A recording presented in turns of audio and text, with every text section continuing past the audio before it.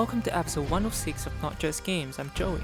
Pirates have always been a classic theme in works of arts and literature. I'm sure that players and anime fans will be very familiar with pirates. Pirate-themed anime, games and movies have always had a huge following. For example, One Piece, Pirates of the Caribbean, and Assassin's Creed Black Flag. Pirates have existed for a long time. One can even say that pirates were born when ships were invented. This is especially true for the sea-dependent Europe. In the 14th century BC, the Phoenicians and Aryans became the earliest pirates with their excellent ship-making and seafaring skills. They mostly operated in the Aegean and Mediterranean waters.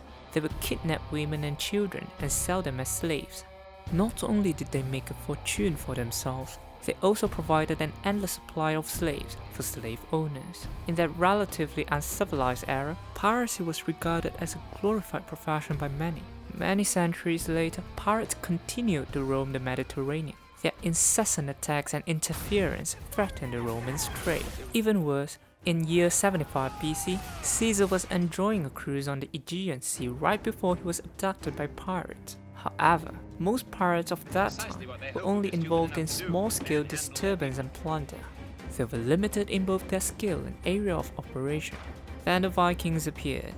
These strategic and organized raging bros came all the way from Scandinavia to terrify the coasts, rivers and cities of Eastern Europe. Their war cry could even be heard on the coasts of northern Africa and Italy.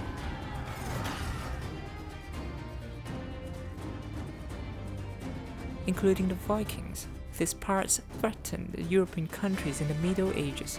With the noblemen waxed and the royalty waned, most European countries could not gather their strength to defend themselves against the pirates, let alone eliminate them.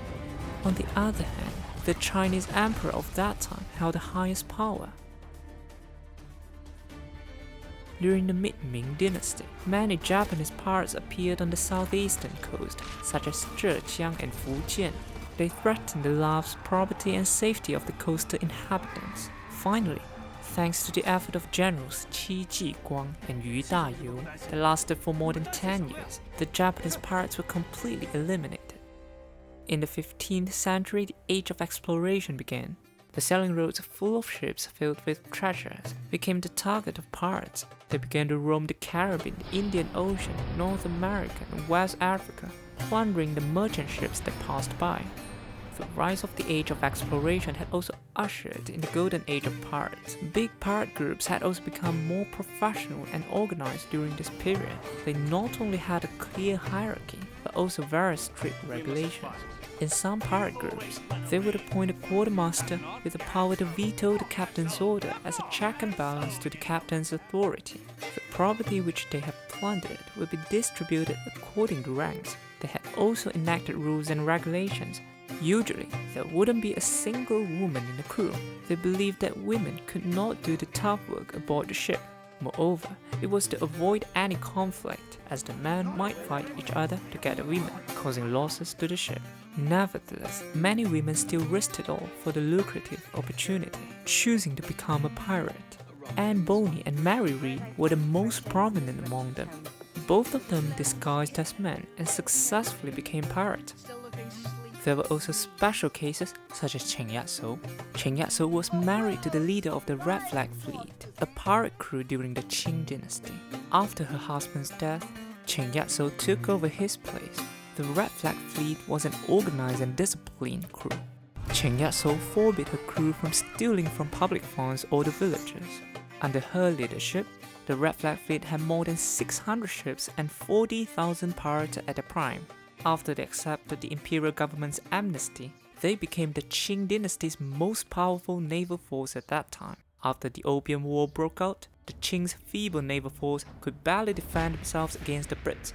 Facing a national crisis, 70-year-old Chen Yat-so did her part by serving as an advisor in the war against the Brits. Her achievements were shown on the silver screen by many movies. When the new roads were first discovered, Portugal and Spain amassed huge wealth very quickly. The surrounding nations envied them, and they fought each other for the trade hegemony on sea. To land the quickest blow on their competitors' naval trade, these countries thought of a new trick.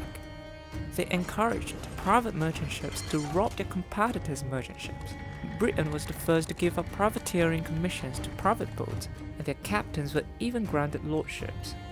Don't you like plundering? Here, take this letter. You no longer have to fear for your life like desperados. See that Spanish ship over there? Just rob it and you will be rewarded. Government would split the loot with the private ships. Privateering licenses legitimized many private activities. At the very least, they were no longer wanted by their own country.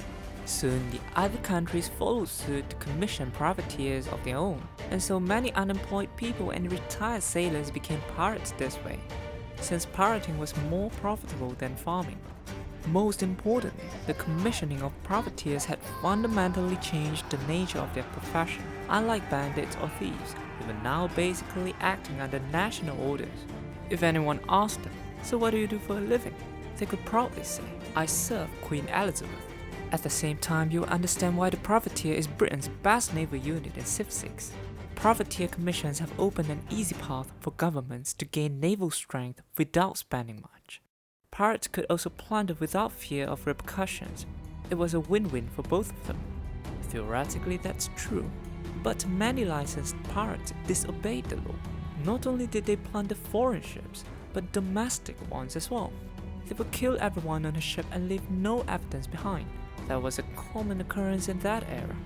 In 1714, the conflict between Britain and Spain for naval hegemony that lasted more than 100 years ended with Britain's victory. Britain began to clear out their competitors and control the sea. Previously, they needed the privateers' help to control the sea.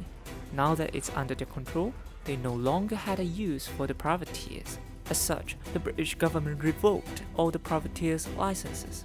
It's easy to go from rags to riches, but it's tough the other way around. These pirates had gotten used to living as wealthy sea plunderers, and they were not willing to give it up. Only a handful of them left the industry, and most pirates, including Edward Teach, continued to plunder with abandon. Edward Teach, the infamous Blackbeard pirate, he was born in England and operated near the West Indies and North American colonies. His thick black beard instilled fear in many, hence the nickname Blackbeard.